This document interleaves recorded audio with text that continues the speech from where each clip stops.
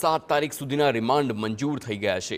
પોલીસે 14 દિવસના રિમાન્ડની માંગ કરી હતી, પરંતુ આરોપીઓ જે પ્રમાણે ખુલ્લેઆમ તલવાર સાથે આવ્યા હતા, આ આખી ઘટનાને કોર્ટ સમક્ષ મૂકવામાં આવી અને તહેવારના સમયે ભયનો માહોલ પણ ઊભો કર્યો હતો તેમ સરકારી વકીલે જણાવ્યું છે। દારૂ મળવો એક ગંભીર બાબત છે। સરકારી વકીલનું નિવેદન, ઘટનાને મોટું સ્વરૂપ અપાયાનો પણ બચાવ પક્ષનો દાવો છે। આરોપી સામેથી જ હાજર થયા હતા અને ક્રાઇમ બ્રાન્ચને તપાસ સોંપાઈ એ પણ અનેક સવાલો ઊભા કરે છે। તો બનાવ વખતે પોલીસ શું કરતી હતી અને સોલા પોલીસે તપાસ કરી ત્યારે દારૂ હતો નહીં। આ તમામ જે દલીલો છે આ દલીલો કોર્ટમાં થઈ હતી।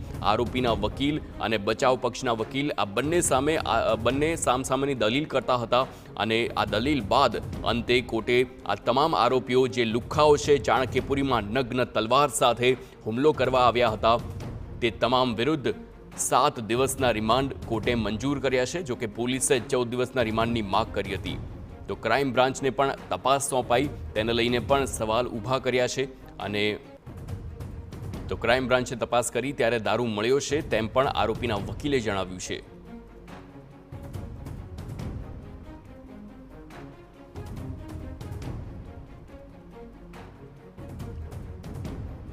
તો આરોપીઓના 7 તારીખ સુધીના રિમાન્ડ મંજૂર થયા છે અને 14 દિવસના રિમાન્ડની માંગ કરવામાં આવી છે। તો ચાણક્યપુરીમાં 2 દિવસ અગાઉ લગભગ 48 કલાક પહેલા રાત્રિના સમયે અમદાવાદના ચાણક્યપુરી વિસ્તારમાં કેટલાક લુખ્ખા તત્વો આવ્યા હતા અને સ્થાનિકો પર હુમલો કરવાનો પ્રયાસ કર્યો હતો। હાથમાં જે હથિયાર આવ્યું તે લઈને હુમલો કર્યો હતો। નગ્ન તલવાર સાથે આ શખ્સો આવ્યા હતા, પરંતુ 24 કલાકની અંદર આ તમામ આરોપીઓને ઝડપીને તે જ વિસ્તારમાં પોલીસે માફી મંગાવી હતી તે પણ દ્રશ્યો સામે આવ્યા હતા। સીસીટીવી દ્રશ્યો જોઈ શકો છો કેવી રીતે આ લુખ્ખાઓ આવ્યા અને ત્યારબાદ આરોપીઓની ધરપકડ કર્યા બાદ તે લોકો હાથ જોડીને માફી માંગતા પણ આ દ્રશ્યોમાં જોવા મળ્યા છે। સંવાદદાતા રોનક વર્મા ફોનલાઈન પર છે। રોનક, જણાવશો કોર્ટમાં આખી દલીલ શું થઈ હતી અને ત્યારબાદ 7 તારીખ સુધીના રિમાન્ડ મંજૂર થયા છે? બિલકુલ તે હાર્દિક, આ સમગ્ર ઘટના સમજવાની જરૂર છે।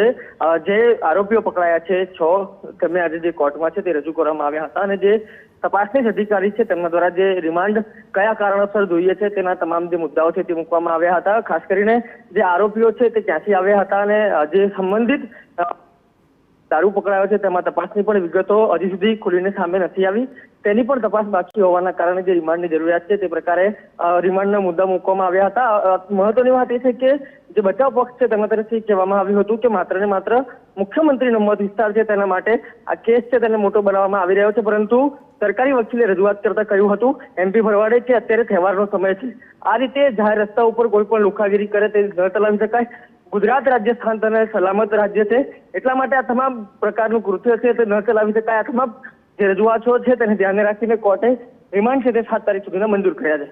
બિલકુલ રોનક, સમગ્ર માહિતી બદલ આભાર। તો આ મુખ્યમંત્રીનો વિસ્તાર હોવાની એક દલીલ આરોપીના વકીલે કરી હતી અને તેને લઈને જ આ કેસને એટલું પ્રાધાન્ય આપવામાં આવે છે તેવો એક આરોપ પણ લગાવ્યો હતો, પરંતુ અંતમાં આ તમામ જે આરોપીઓ છે, જે લુખ્ખા તત્વો છે, જે લોકો નગ્ન તલવાર લઈને અમદાવાદના એક વિસ્તારમાં હુમલો કરવા આવ્યા હતા, એ તમામ લોકોના 7 તારીખ સુધીના રિમાન્ડ મંજૂર કોર્ટે કર્યા છે। જે ફ્લેટમાં જ્યાંથી દારૂ મળ્યો ત્યાં આ સિવાય અન્ય આરોપી કોણ કોણ ત્યાં અંદર હતા, ષડયંત્રમાં કોણ કોણ સામેલ છે, કુલ 6 આરોપી પકડાયા છે, એમાં એક માઇનોર છે। બાકીના 5 આરોપી આજે રજૂ કરેલા। બાકીના 5 આરોપી ક્યાં છે અને ક્યાંના વતની છે, કયા કયા હથિયારો હતા, એમની મોડસ ઓપરેન્ડી શું હતી અને આ તહેવારની સિઝનમાં ભવિષ્યમાં લો એન્ડ ઓર્ડર મેન્ટેન થાય એ માટે પોલીસે એકદમ સક્રિય તાત્કાલિક આરોપી પકડી રિમાન્ડ રજૂ કરેલા। નામદાર કોર્ટે મારી રજૂઆત ધ્યાને લઈ 7 તારીખ 11 વાગ્યા સુધી રિમાન્ડ મંજૂર કરેલ છે।